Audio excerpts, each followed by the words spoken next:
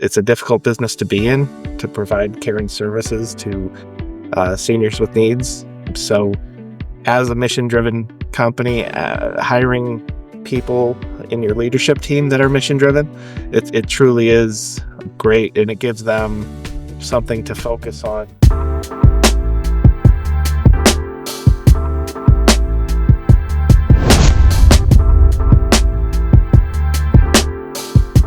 Welcome back to NextGen by NuCare, a podcast for senior living providers looking for solutions to improve their business and take ideas from thought leaders across the industry. I'm Joel Moyer, I'm the host, and I'm welcoming Adam Benton today from Stellar Senior Living. Adam's going to be talking about how they've grown over the last 13 years to over 3,000 employees, serving residents in 8 states.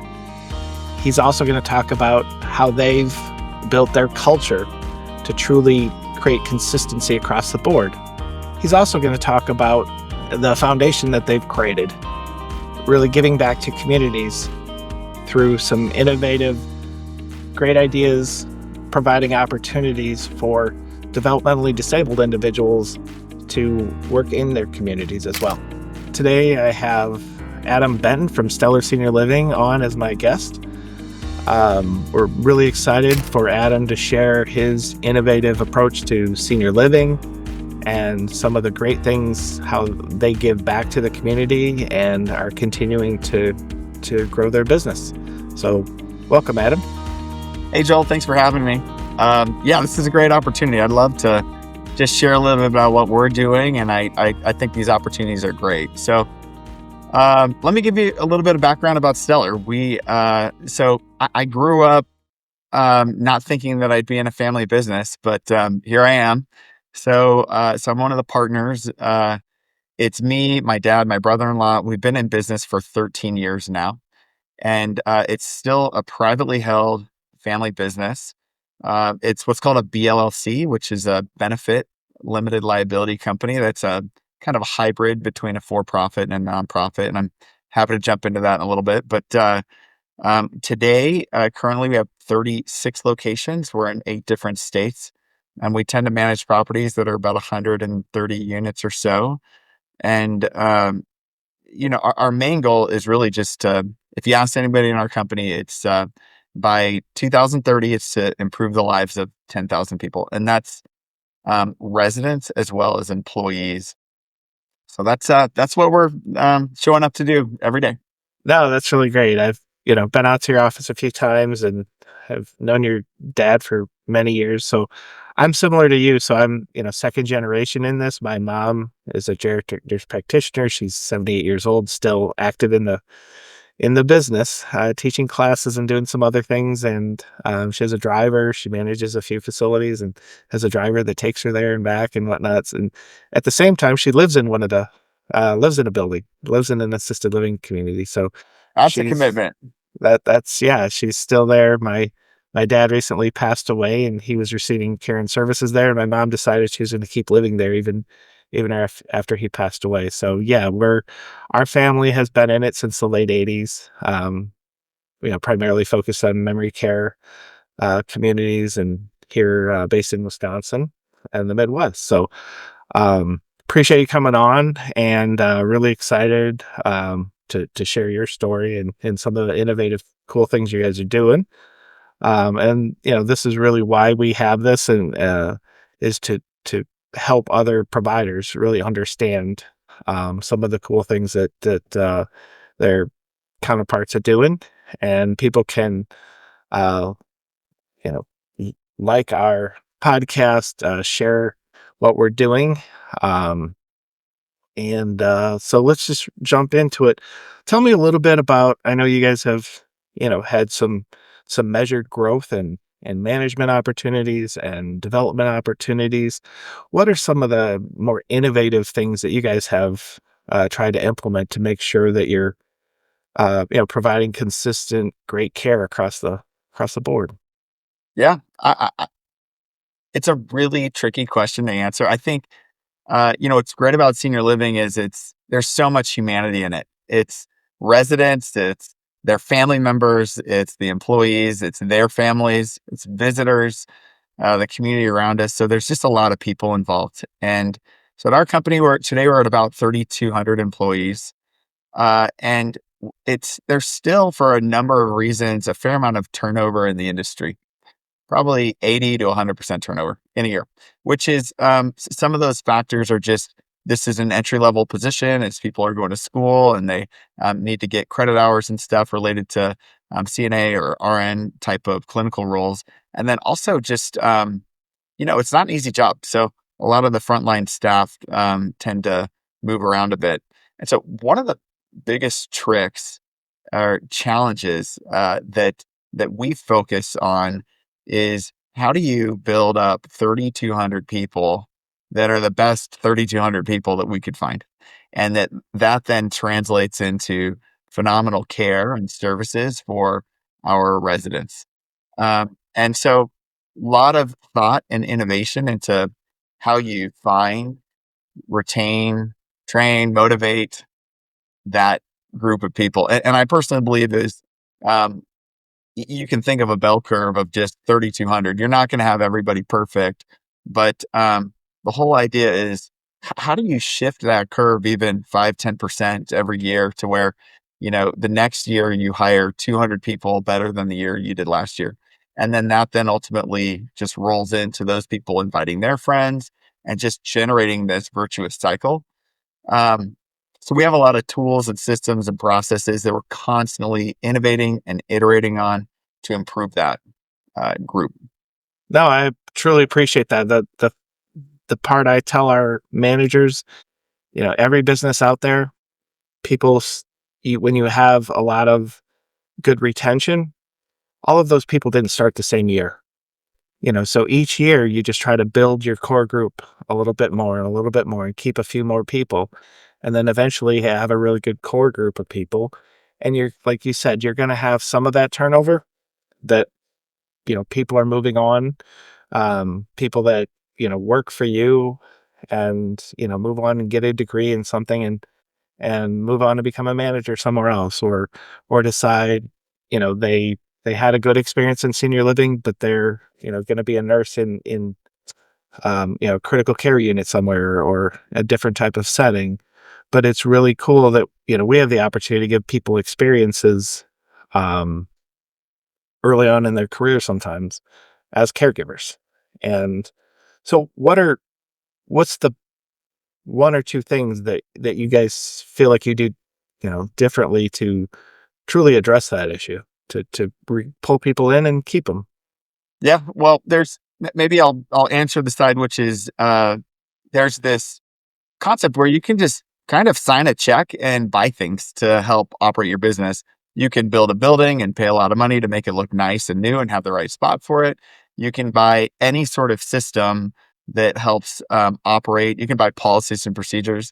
What you cannot buy is this phenomenal team and culture. You literally have to build it. So across that 3,200, about 10% are leaders that are typically salaried. They tend to stay a little longer. That leadership team is, in my opinion, where you want to focus. So if you hire the right leaders, so that's executive director, chef, nurse, sales, business office manager, head of housekeeping, head of maintenance activities, that's kind of your team right there in assisted living that helps run the core of your building. And that team needs to be phenomenal, because they then turn around and they're the ones who are actually building their team and doing the hiring process there. So the process that we have in place, the first thing that we've done is, obviously we have standard, executive director and training, assistant executive director programs to kind of funnel people into that leadership role. Um, but the other piece is, if you look across our 36 locations and you look at the top third, and then we ask ourselves, where did those leaders come from? What you'll find is none of them, and I mean none, applied for the job. None. They either grew up with us where they had different roles and then became a leader, or they were a friend of Stellar through networking or otherwise. And at some point, we ended up wearing the same jersey. So that's was a real aha moment for us, is just Okay, so let's recognize that our top leaders, the top third of our organization, never applied for the job. That they either were a friend or somebody that we built up internally. So how do we build processes around making sure that that is an easy path to be able to join Stellar? So we have clear processes and programs for training leadership internally within Stellar. But then on the outside, we've then said, well, we're not big enough to have an amazing campus recruiting program or some just like a huge HR department that we can do a lot of recruiting. So what we've decided to do is build just a network of really just a database of people that we think are qualified and are quality leaders in the organization.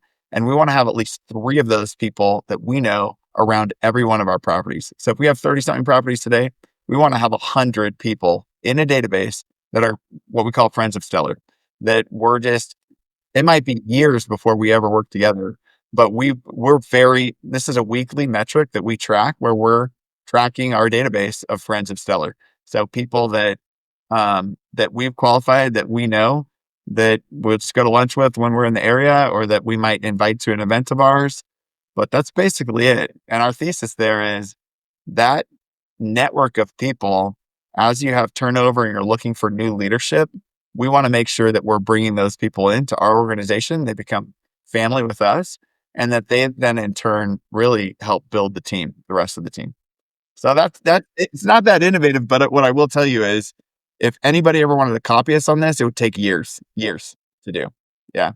Oh, I am fortunate enough to have been in this business for, the last now 30 years and have, quite a network of people and people who've worked for me or my business partner, Melissa, in the past have, come to us and say, when you guys have a spot, when you have when you start expanding, once they heard we started this new business a year and a half ago, we have a list of people that we're ready to go. And kind of, as you said, people don't work for a company, they work for people.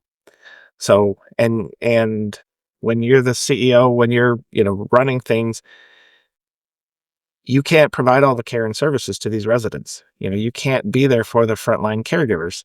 And they work, you know, in theory, they work for you, but they really work for the people on site. They work for that manager that's on site. So your job is to make sure you have the best people in those leadership roles, as you said, and then hope they do the right things to build their team.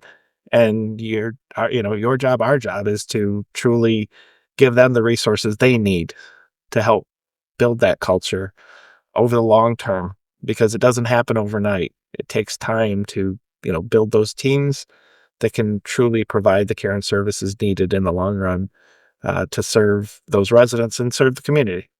So, um, one of the cool things that I have, seen you talking about on LinkedIn in particular is how you guys give back to the community. And tell me about a few of the ways that you guys do that, in addition to just providing great care and services. Yeah. So I had mentioned that, one of our main goals is to improve the lives of 10,000 people by 2030. And that wasn't always the goal. So about 3 or 4 years ago now, it was to grow to have 50 properties by 2030.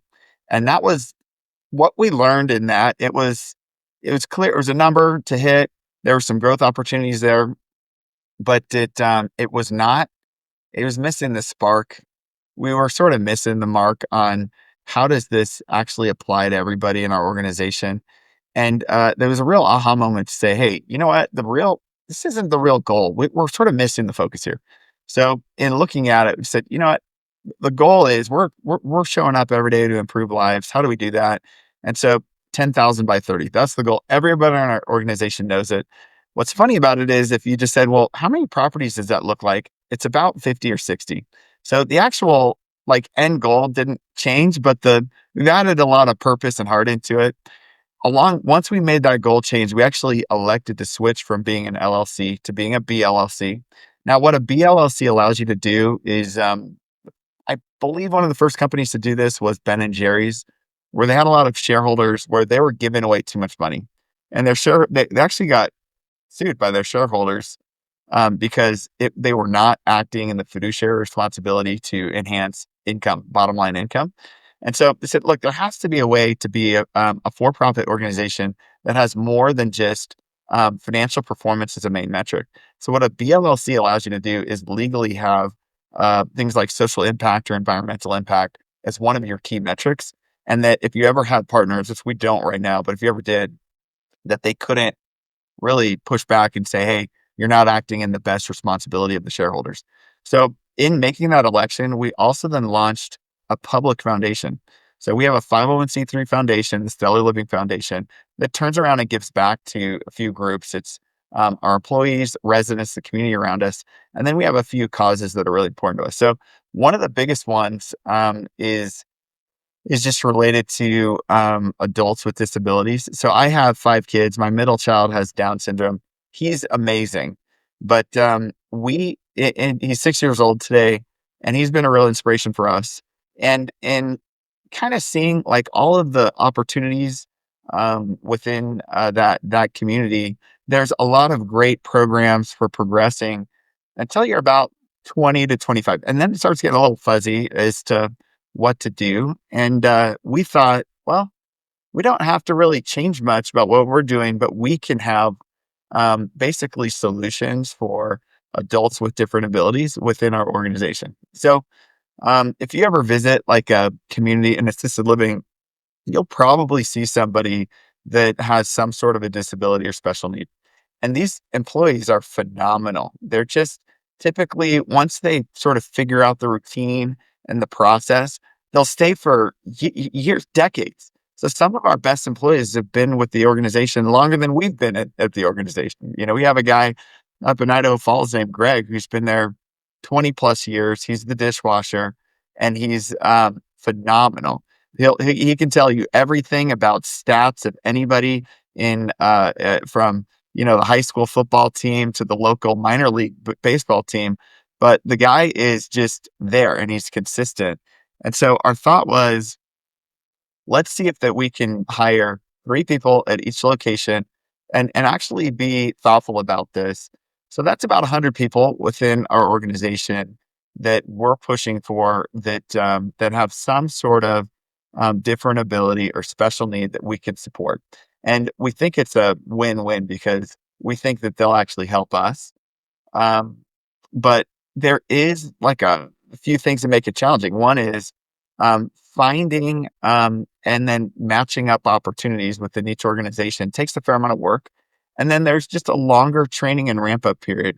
So what our foundation does is it helps smooth out that cost and the training and the requirements for finding and placing those people. And so that's a big push for us. With that, we've then rolled out. Now we have this at probably 5 or 6 locations today. What's called Milo's Creamery, and what that is just the trend within senior living today is that people want to see multiple dining venues, different activities, and the trick is that, but they also want to keep costs low. And so, how do you do that in a way that makes sense? So we started taking these bistro locations that are already in our locations. They're typically not fully activated, where you have a lot of energy and life, and just saying, hey, look, we'll make sure that we have some sort of event or activity where it's typically somebody with special needs that's running those activities. And we call that Milo's Creamery. So it's either sodas or ice cream that we typically do. And we didn't anticipate it being this huge deal, but it's been awesome. It's been such a fun event. I was actually just at one on Friday, and it's honestly just brings in so much. People from the outside come in, they want to participate. We have our residents, we have our employees. It's just such a win-win. So anyway, those are all the things that we're working on, but it's we have a lot of goals on where we want that to grow. Oh, that's really great. I truly appreciate that, and um, we're attempting to implement some of those things. I'm fortunate enough to coach youth football and basketball, and have pulled in um, some family members of our athletes to get involved on that level, and have been working as well on in our memory care communities to attempt to have a little more focus on bringing some individuals in, and ultimately, I always say you want to be a good community member as a business. If you're in this business, you're probably mission driven as a company. You're doing things beyond just, the bottom line. You're doing it's too hard of a business to just do it for that bottom line. Um, it's a difficult business to be in, to provide care and services to seniors with needs. So as a mission driven company, hiring people in your leadership team that are mission driven, it truly is great, and it gives them something to focus on beyond just constantly looking at budgets and schedules and payroll and making sure you're meeting the dollars. You have to do all of those things, but ultimately you're in this business because you care, because you have a big heart.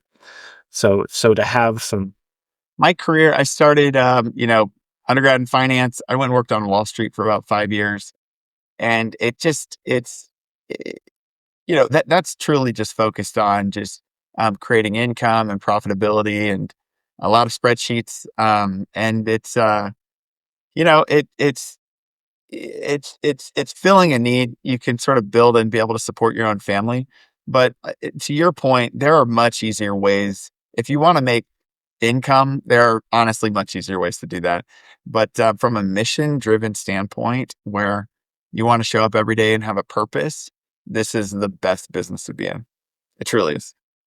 I have a story. Last time I was at your office, it happened to be Cinco de Mayo. Maybe, I don't know, it's been maybe 5 years ago or so. And I showed up for a meeting with one of your nurses and some other people, and to talk about electronic health records. And your dad walked in and he's like, "You guys want to have some lunch?" And you know, sidetracked us quite quickly, and we went next door to the Mexican restaurant next door, and next thing you know, he's talking in Spanish to the crew there that's working, and helping them clear a table so that we could have a place to eat, because it was a pretty busy day. um, and it was just so great how your dad related so well, to the frontline staff working in the restaurant, and was there just to say, what can we do to help you to make this, to speed up this process, and help you guys out. So, and you could tell he'd been there many times and helped them many times. It was really great to see. He sets a great example. He's truly just like when it comes to somebody who cares for people, he's right there. And so um, he look, he still comes in every day, and he's just showing up. I think rigor mortis is going to set in at his desk when he decides to retire. So that's his plan. So he still does a handful of things that really push culture. One is that he does a weekly video that goes out to the entire company, where it just says, "Look, here's something that's important to us culture wise," and it's just awesome. It just goes out to all of our properties. He also does what's called a vision roadshow, where he goes and visits all of our properties at least once a year and does a round to just kind of present, "Hey, look, this is our vision. This is what we're trying to do as an organization, and this is what join us on this, right?" And then on top of that, we're just, as we get bigger, one of the biggest challenges is, well, it's easy to infuse your values and your mission when you're smaller. So how do you do that and maintain that as you get bigger? So one of the other things that we did is we picked a page from Netflix, where they have something called the culture deck, which is basically beyond just their one page of values. It's about 60 pages of slides that just, this is what we believe and this is how our culture works. So we said, we can do that. So we created our own culture deck. It's Stellar Senior Living Culture Deck. So when you get hired on at Stellar, you receive this culture deck and you go through it. Now, 60 pages sounds like a lot, but each page just has maybe one phrase, just a mini concept, and then we train on that every week. So on our Monday executive director call, where our entire company comes on, we pick a slide from the culture deck, we review it together as a team, and it's just to capture these ideas that we want to have moving forward. A lot of those ideas came from my father. So just things that he believes in and just works towards. And so we just wanted to say, look, he's not going to be with us forever. So how do we make sure that we have something that lasts beyond just him or me and that can really survive? And so it's the videos, it's the vision, where you go around and visit all the properties on the roadshow. It's the culture deck. Those are all things that we're just trying to do to capture and support what we believe. And it's so far it's working. Yeah, no, it's great to watch you guys continue to grow and maintain that culture. It's not easy to do when you get up, over 3,000 employees um and to keep that consistency across the board in, I think you said 8 states, is that correct? Yeah, it's a lot, and multiple states is a big deal in this business because each state is I was gonna say a little different. Each state is a lot different in how we have to operate, right? And Yeah, you got to be careful on your growth because, and those states all touch each other. So we want to make sure that we're building what we call centers of strength and we go around there. And so it's, Idaho, Washington, Idaho, down to Arizona, New Mexico. And if you draw a line, we're across the entire country, but it's north to south. But we're not going to be going to New Jersey or Florida. So we're actually fairly thoughtful when we grow into a state. Can we support that state? Can we meet the regulations of that state? Do we truly understand what's happening? But you're right. It is harder to scale across states because of the challenges, the nuances between each state. yeah, we're we're very focused on just a few states that we're here in the Midwest in Wisconsin, Minnesota, and then we're gonna be growing into Florida as well. But not a lot of other states. We can grow our business without um being in 25 states because it's very difficult to carry that culture. And cultures are different in different parts of the country as well. How you do things in Utah and how things are done in the Midwest are somewhat different, and how the payment systems and expectations of care and the Food regulatory requirements, environment. what people want to eat, it's all very different. Yeah, it is. It's really great that there's so many different companies, and this is truly a mom and pop industry. We have some larger providers, but when you look at the list of the largest providers in the country, when you get to 100 providers, it starts to drop down in size quite a bit, which is pretty great because there's a lot of different ways to go about this, and a lot of different um, there's not a cookie cutter approach that works for everybody in every setup and every building.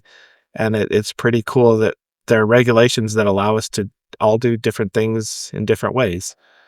Um, and I truly appreciate that. And I appreciate, what you guys have done, and, all starting, yeah, 13 years ago.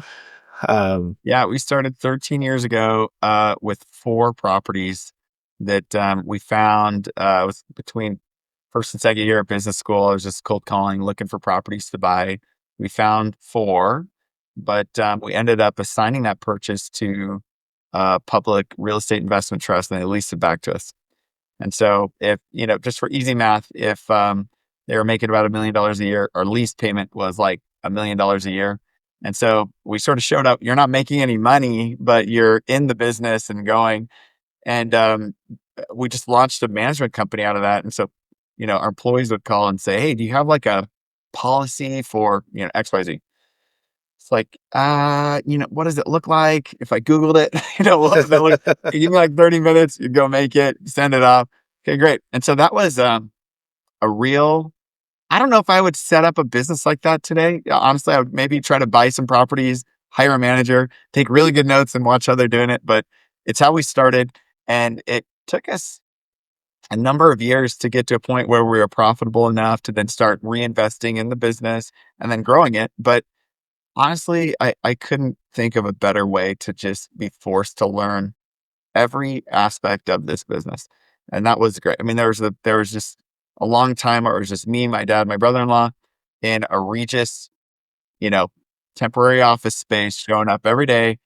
Hey, how do we do this? How do we do that? How do you improve that? And it's nothing better than great education to get started. Yeah, it's great. It's great to share that success with family, and people that become your friends through all of this, and having a tight culture, and grow that, and grow in a controlled environment, in a deliberate way. And you guys have been extremely successful at that, and I truly appreciate you joining me today, and talking about how you've gone about that. And um, yeah, there's a way to go about it, to grow, to know what you're doing, to build that culture, and you can share how it's done, but it really takes execution to make it happen, and it's not easy to grow a business to that size, and have that consistency across the board. And I truly admire what you guys have done, and continue to be leaders in the business, and it's pretty exciting to have these conversations, and talk about what it takes to sustain this over years and years, and generations even. Well, I appreciate that, Joel. Thank you for taking the time today and listening to our story. I always love sharing it, and I love hearing what you're doing, and excited to see that you really launched on what's going to be an amazing adventure, and the timing is just great, and the need is there. So Yeah, well, I appreciate it. I'll be picking your brain a little bit on some of the foundation side, and really giving back to the community. I'm excited to, as we've grown our business just in the last year and a half, to take some of those ideas and really give back to the community, and grow our little corner here in the Midwest. So Adam, thanks again for joining us today. If people want to reach out and get more information about Stellar Senior Living, and pick your brain a little bit, what's the best way for people to reach you? yeah, you bet. There's two ways. One, I'm active on LinkedIn, so I do read the messages. So if you just want to connect with me and send me a message on LinkedIn, Adam Benton at Stellar Living, that's a really easy way to find me. The second one is on our website. We have a section related to anybody that's interested in senior housing, particularly investing in senior housing. They can fill out the form, and we can actually schedule a 30-minute meeting and just understand what your goals are. So those are the two ways. Perfect. Thanks.